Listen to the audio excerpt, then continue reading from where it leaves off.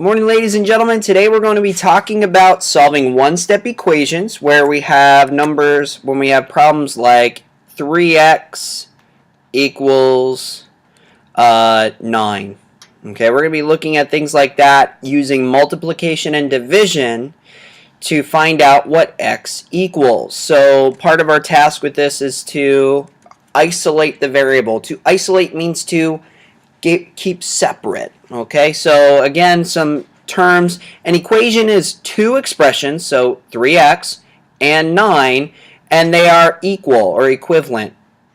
That means they have the same value. That means this side is the same as this side. So in the end, we need to figure out, okay, in the end, this side must equal 9, 3x must equal 9, and 9 there as well. So to do this isolation of variables, we need to use inverse operations. An inverse operation is simply the opposite operation.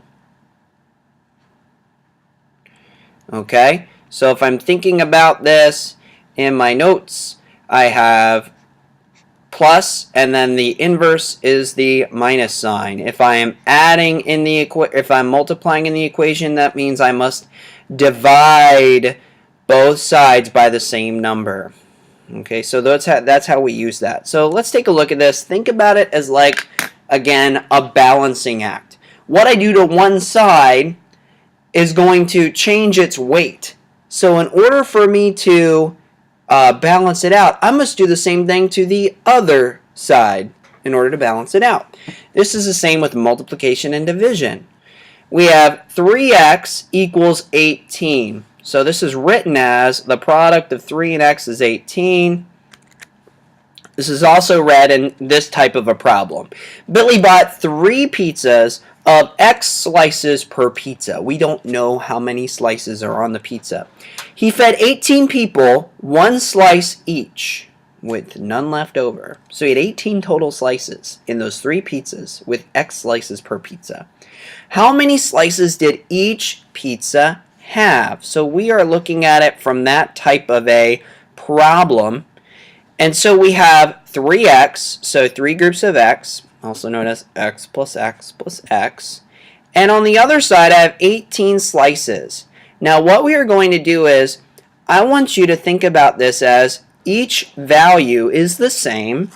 And so in order for me to figure out what 1x is, I need to divide this by 3 because I have 3 and x being multiplied together. So in order to get just 1x, I divide this by 3. So I'm going to take this total and divide it into 3 groups. Okay, so I divide this by 3 as well, because what I do to one side, in order to be balanced, I must do it to the other. So I end up with 3x equals 18. What I do is I look at it like this. I'm going to divide by 3. That's also shown kind of like a fraction. And I do the same thing over here. 3 divided by 3 cancels out. So now I'm left with 1x equals 18 divided by 3, or x equals 6. Okay, so let's put it back in. Let's see. Does 3 times 6 equal 18? My answer is correct. I checked it. So in order to get x by itself in multiplying, I have to do the inverse. I divide it. So let's take a look at our next example. What about for this? I have x divided by 3 equals 5. Or the same way of looking at it is x over 3 equals 5. These are the same exact way of looking at things. So this is written as a number divided by 3 is 5. We don't know what the number is. The story problem is this. Jackson had X number of Skittles. He gave them equally to 3 of his friends. Each friend had 5 Skittles each. How many Skittles did Jackson have? So we're figuring that out. I'm going to leave that problem on the side. And so what we're looking at is I'm taking x, whatever number that is, dividing it by 3 to get 5. So to get x by itself, I need to multiply or undo that.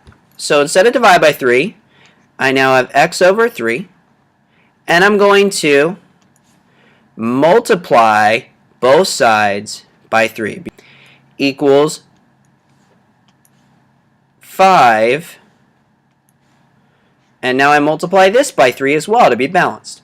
Okay, so let's see how that works. I got 3 divided by 3, cancel each other out.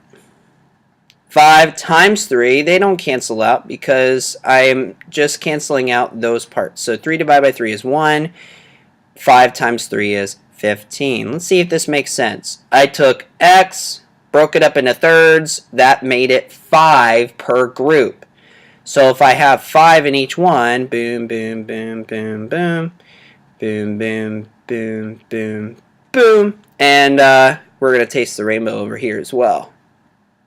We have 5, 10, 15 total Skittles for x, x equaling 15. Is this. Whether I'm multiplying or dividing x, I can use the inverse operation to get x by itself to solve for what that value is.